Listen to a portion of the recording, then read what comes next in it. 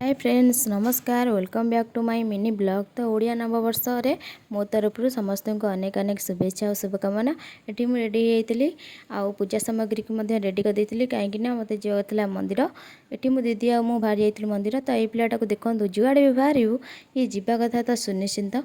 तो कहू कहू आम पहुँची गलु मंदिर रे। तो ये दीदी तैयारी करथिबा हार को नना ये चढ़ी देते महादेव को पाखरे।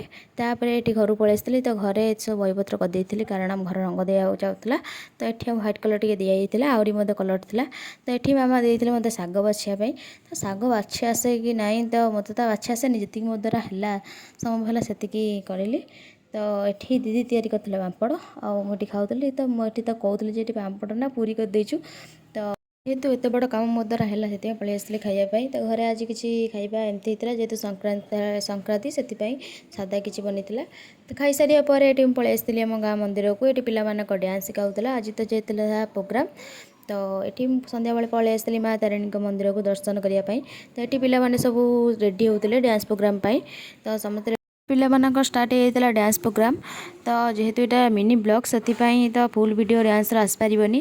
तो आपण मैंने कमेंट करूँ आपण नेक्स्ट वीडियो रे नहीं आसबि। तो ये मस्त डांस होता सबटा भल लगुला। तो ये मैजिक शो होता।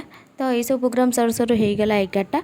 तो एत टाइम जेहेतु होता से तो खाଇବା किसी सर जाता जी भी थी प्रसाद आम खाई पलि आसलु। तो यहाँ था ओडिया नववर्षर वीडियो। तो हाँ आपण मैंने जब चाहते लंग वीडियो आसू डांस ताले कमेंट मध्य जनइबे। तो वीडियो भल लगे लाइक शेयर एंड सब्सक्राइब। रोची हर हर महादेव।